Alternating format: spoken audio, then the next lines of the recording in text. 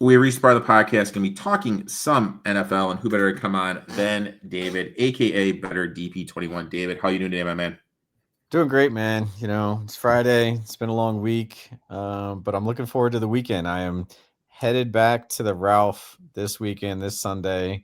I will be at Sunday Night Football for the Bills versus Patriots game back in Buffalo. Can't wait to go. Taking my pops with me, and we're gonna have a great time. That sounds lovely. I'll be at Bill's Pizza in Mundelein, Illinois, Friday night. Yeah, that's my plans, dude. And I'll tell you what, dude. If you ever come out here, we're gonna go to Bill's Pizza because it's the biggest shithole in the world. You can throw peanut. You're not allergic to No, I'm not like this new generation that's soft. You can throw peanuts on the fucking ground. Pizza's fucking phenomenal. That's probably because they haven't cleaned the pizza oven in 45 years. Yeah. There's absolutely the creme de la creme of Mundelein, Illinois, in this place. It is such a fucking train wreck, dude. But it's fucking phenomenal, za. Phenomenal fucking za, dude. I mean, I'm gonna have to send you pictures of. I can't remember the name of this tailgater that's at the Bills tailgate, but he does pizzas out of like a file cabinet. So I've seen that guy. You know what I'm talking about? Yeah, I can't remember the name of him right now, but we're gonna look for him. We're gonna try and seek that out. In fairness, I did do the pre-sale. I did get Brewers tickets for game 1 and game 2. Okay. And then when they played the Cubs, dude, I'm not gonna lie, I looked online and I saw how much these fuckers were selling for. I sold all of them. Like no literally, shit. Like, dude, I was like, wow. Boom. The lowest profit I made was it $3.37 on a ticket. Wow. I mean, that's profit. I don't blame you. That's legit profit, dude. You can't argue that. But no, you're not here to talk about my business savvy sense and Bill's Pizza and Mundelein and David traveling the world. Let's jump into some betting. First bet, my friend. Where are you going? Yeah, so first bet I got on the board, I'm looking at the Texans versus the Ravens in the first half. I'm looking at the total in this game, over 19.5. This is low compared to where my model's sitting. This is actually one of my best differentials that I have on the board in terms of all the spreads and totals that are out there for this weekend. And, my model is projecting 25 points, right? We're looking for 3 touchdowns here. I mean, basically, that's the sweet spot of where we're trying to hit this. But even with, Lamar Jackson not likely to suit up for the Ravens, I don't know if I've seen that he's actually out. I saw doubtful. He's out. He's out. Okay, yeah. So Cooper Rush obviously going to be playing backfill. They still have all their offensive weapons there, right? I mean, again, this is the same as last week. Tale of 2 defenses that are struggling, that are bad. You have the 23rd ranked rushing defense for the Texans and the 29th rushing defense for the Ravens. Like, Chubb, Woody Marks, Derrick Henry, and I can't remember the guy who backs up Henry right now, the more receiver. Thank you, Hill. Thank you.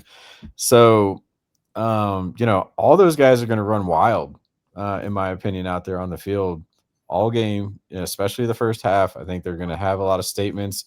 I mean, Ravens, this is a must-win game for them at home. They're 1-3, and again, we're looking at just kind of the defenses of these games. And, also on the passing defense front, the Ravens are number 24.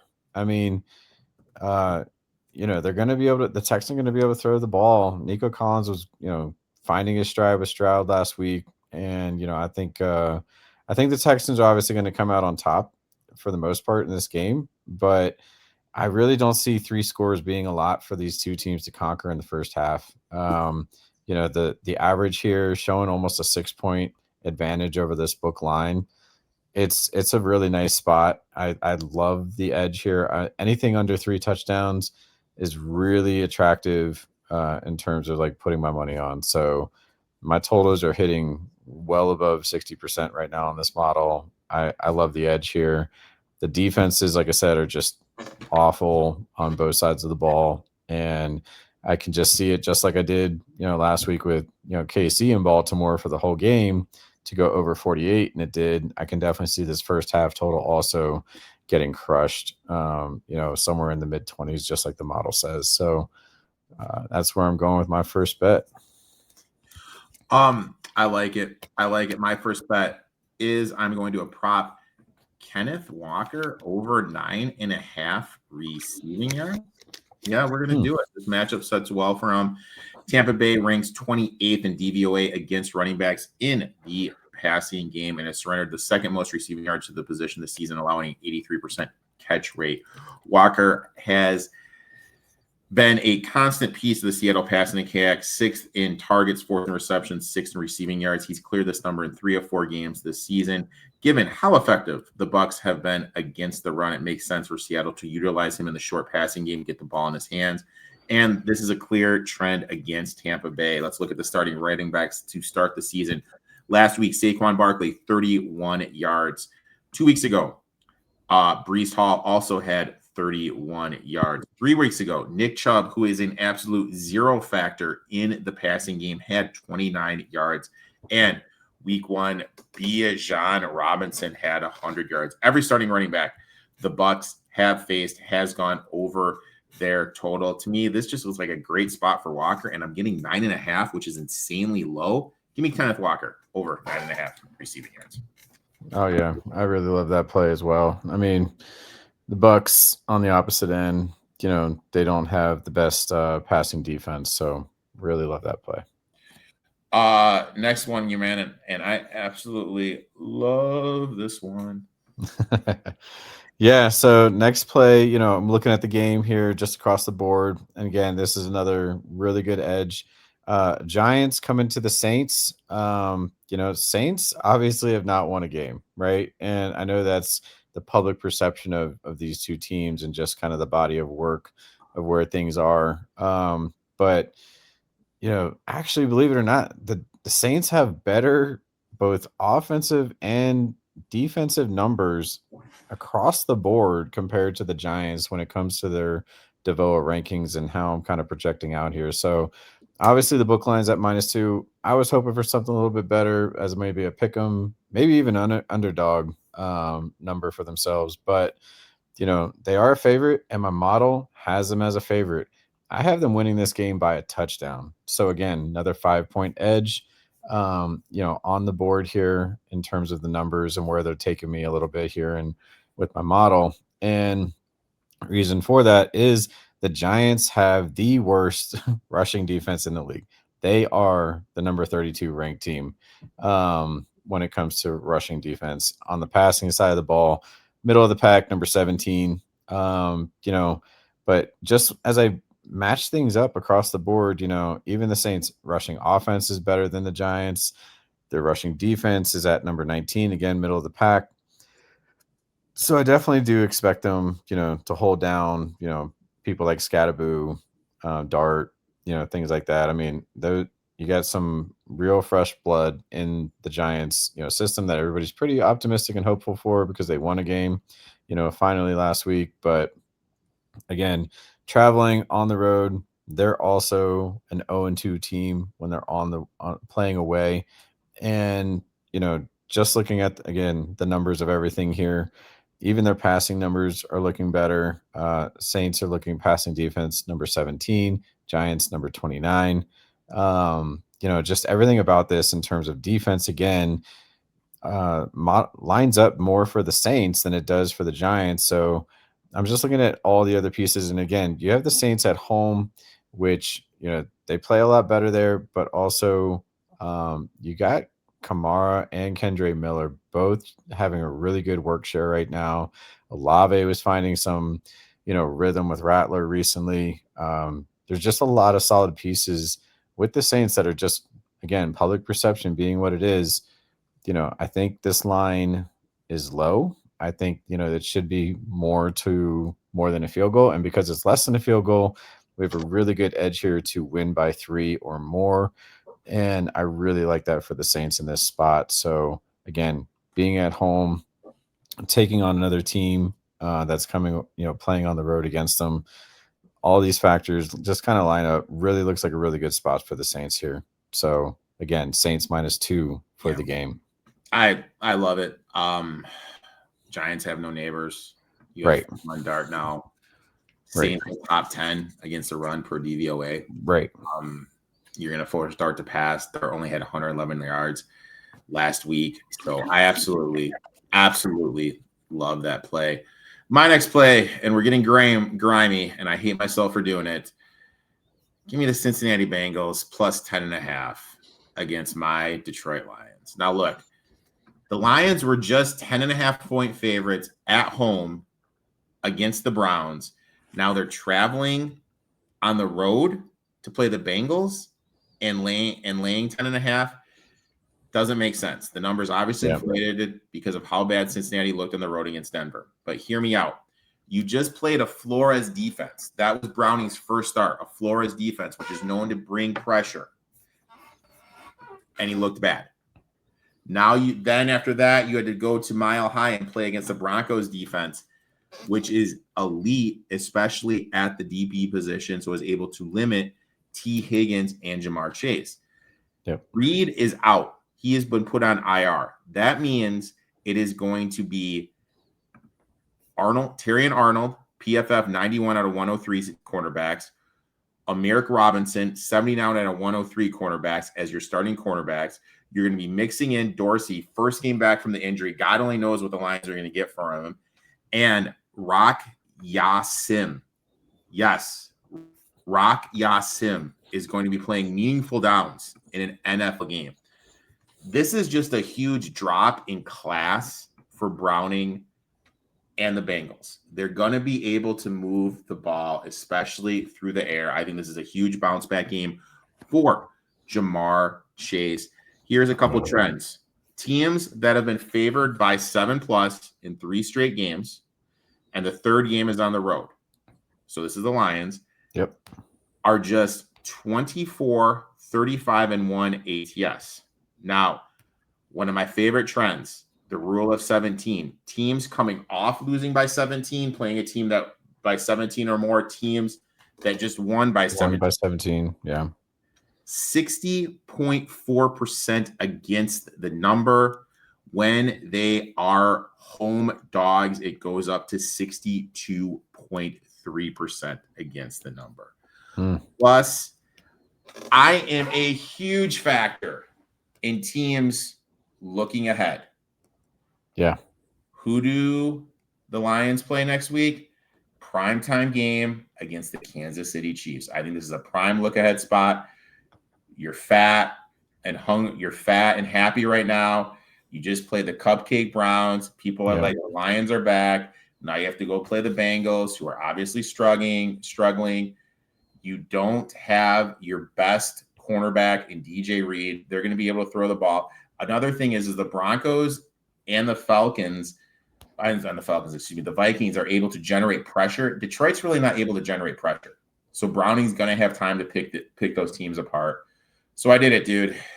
Give me, Jesus Christ, the Cincinnati Bengals plus 10.5. Now, one thing that we're doing is we are doing our touchdown parlay. Last week, my touchdown parlay, credit to David, Dalton Kincaid got in the box. For whatever reason, Kevin O'Connell went into this game against the Pittsburgh Steelers and said to the team, guys, the Steelers are the worst team in the league defending the tight end. We're not going to look to Hawkinson until the third quarter, and we're just going to pepper the living fuck out of Jordan Addison. And you know what? Fuck it, dude. Zamir Smith, I know you've done dick all fucking year. Why don't you come in here? Son? We're going to get you a little action. So, I have no idea what the fuck Kevin O'Connell was thinking. And that's my one thing with him is for how much everyone wants to kiss his ass, he's an offensive genius. He does some moronic fucking shit when it comes to coaching. But here or there, I can bitch about a lot of coaching, dude. I can bitch about a lot of coaching. But I get it. Let's talk our parlay for the touchdown, my friend. Yeah. So, my part of the parlay in this one is going back to the Saints game. I'm looking at Kendre Miller to get in the box this weekend. So, main reason for this is, Miller's been logging double-digit carries, as of, recently, really since week 3 for himself. He was right there about 10 carries last week at another 11. So he found his way into the end zone last weekend, and he's starting to develop kind of that more efficient. Now, granted, his first 2 seasons, he had a lot of injuries that he was getting through and everything. He's healthy. He's healthy right now, and they're making that a factor for Kamara. And so he's getting the playing time is where I'm coming from, right? He's seeing more of a 50-50 split during these games, and he just has the better odds when I'm looking at the board on this one, right? So I can definitely see him getting the run. They're not going to take him out at the goal line at this point. He's proven himself, and his overall, production and everything like that is giving himself, carving out a larger workload, if you will, once again against, this Giants defense that's ranked last in the league. I absolutely think they're going to run all over them. And I know he's going to find a big breakaway. And I definitely think he gets a goal line carry or two when they make their way down there to the red zone. So, my side of the ball, we're looking at plus 400 for Kendre Miller to get into the end zone. And I really, really like this play. I like it, dude. I could totally see it against that Giants defense. Mine is Mr. Taylor Swift, Travis Kelce.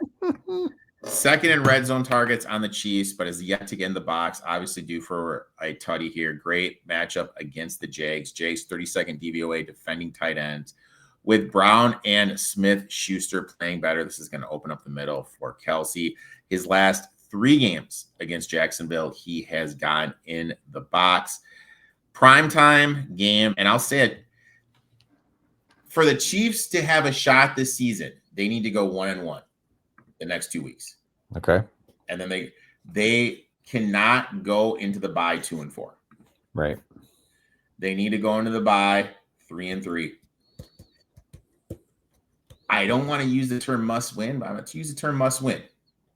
And you're going to lean on TK. You're going to lean on who you know. I think he's obviously due for one because, like I said, second highest targets on the team in the red zone, yet to score. Simple math. So give me Travis Kelce. So there you have it. This parlay pays out plus 1,300. So 13-1. Can't complain. Put a small pizza on it. You know what? You got 2 bills. You got 2 bills if you put a small pizza on it. Small pizza from Domino's, you got a little more because they're a little more pricey. But I like that. David, I'd like to thank you for coming on, talking a little shop. Why don't you tell everyone where they can find you? Yeah, so Sunday y'all can find me in section 130, and I'm surprised you're asking going to be on the field right next to McDermott. Like, tell them I'm gonna be right behind. I'm gonna be at the 35-yard line behind the Bills bench. So look for me on TV, about 20 rows back or something like that. And anyway, but no, y'all can find me as usual, Instagram, Twitter, same handle here, bettordp21. As always, appreciate the time here. Love giving out these plays. Really hope everybody can profit something from it. And let's cash this weekend. Last week, I'm trying to remember. What did I have last week?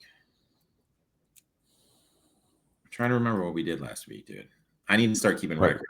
Wait, what you did? I know I went 1-1. I think I went 1-1 too. Yeah. Well, I know I hit the over in the KC game. And then I don't remember which side I gave out. I don't know, man. Let me. I think it was the Saints. No, it wasn't the Saints. No, it wasn't the Saints, dude. Come on, the Saints, dude. Bucks. The Bucks. It was the Buccaneers. I lost the Buccaneers to the Eagles, even though they had like multiple opportunities to win that game with all their turnovers. Yeah, so let me see if I can remember. Yeah, I gave out the Bucks. Plus 180. I think they still covered. No, they didn't cover. They cover? No. Because it was only it was like a 3.5 cover. I'll have to look back, dude. Oh, Sorry, my bets. I hit London over 65.5. Mm-hmm. And there's this website that puts out post-win expectancy. I lost the Raiders, dude. Like, dude, it was hilarious. It was like, yeah. I don't know, man. It is what it is. David, I'd like to thank you for coming on, talking a little NFL. Make sure to give that man a follow, and we will be back next week. Best of luck in all your bets. And guys, if you're at the Bills game and you see this guy, he'll gladly buy you an adult beverage. So make sure you go up to him. All day. Have some fun, man. We'll talk soon, dude. Thanks, brother.